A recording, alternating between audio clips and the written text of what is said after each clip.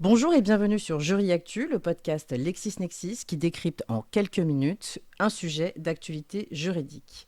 Aujourd'hui, nous allons parler de l'Union européenne et plus particulièrement de la question de l'adhésion de l'Ukraine à l'Union européenne. Nous recevons à cette occasion Francesco Martucci, professeur à l'université Panthéon-Assas, au micro de Tiffaine Ducrot. Francesco, bonjour. Depuis le début du conflit en Ukraine, l'Union européenne s'est positionnée et a pris une place importante. Pouvez-vous nous contextualiser les relations existant aujourd'hui entre l'Union et l'Ukraine ? Bonjour Tiffaine. L'Ukraine est un pays tiers à l'Union européenne qui cependant est désormais lié par un accord d'association avec l'Union européenne.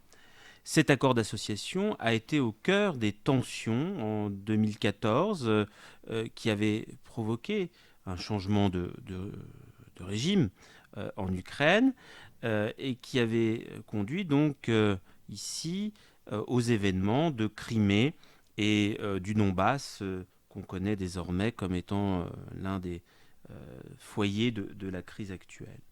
Et c'est la raison pour laquelle la question de la relation de l'Union européenne à l'Ukraine est aussi au cœur de la guerre menée par la Russie dans cet État tiers. Mais un accord d'association n'est pas une adhésion. C'est quoi l'enjeu ?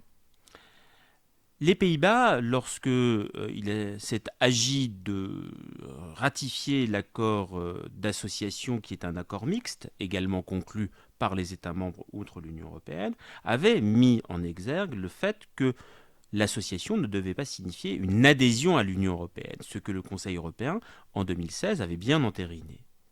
Ici, cependant, la volonté du président Zelensky est bien d'adhérer, puisqu'une demande a été déposée en même temps qu'une demande introduite par la Géorgie et la Moldavie. Et donc il s'agit non plus ni moins de devenir un État membre à part entière de l'Union européenne, ce qui a des implications non seulement pour l'Union européenne, mais aussi pour la relation de l'Union européenne avec les pays tiers, en particulier pour la Russie, et donc aussi pour les relations entre l'Ukraine et la Russie.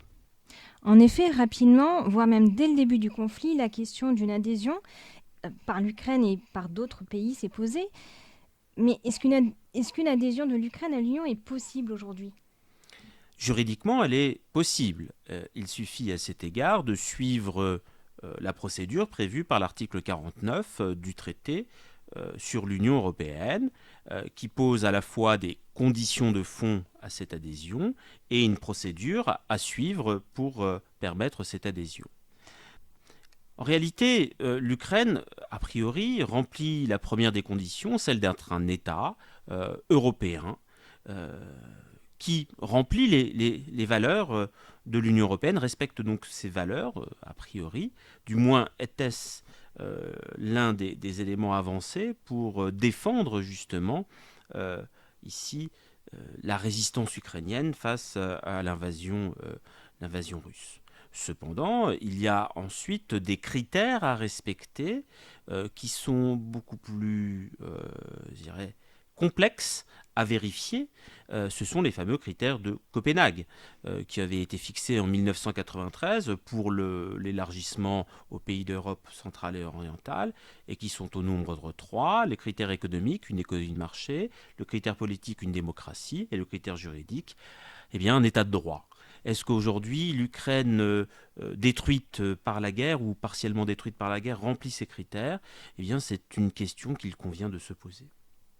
Si je saisis bien, l'État candidat doit donc répondre à un certain nombre de prérequis. Mais côté procédure, qu'en est-il ?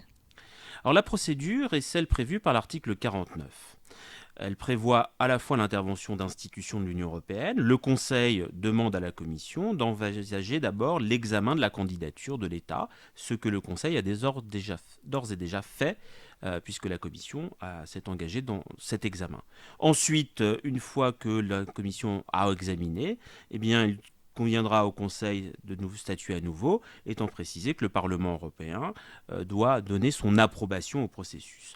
Mais attention, ici, ça signifie qu'on entérine l'idée d'adhérer, mais ensuite, il faut parallèlement négocier un accord d'adhésion qui va être conclu entre tous les États membres et l'État ukrainien. Ce qui signifie qu'ici, un seul État membre peut faire bloquer le processus tant au niveau du Conseil qu'au niveau du processus de ratification, parce que faute de ratification, eh bien, l'accord d'adhésion n'entre pas en vigueur et l'adhésion donc n'est pas possible. C'est une procédure complexe, on l'entend. Ici, si tous les feux sont au vert, combien de temps peut prendre au plus rapide une adhésion ?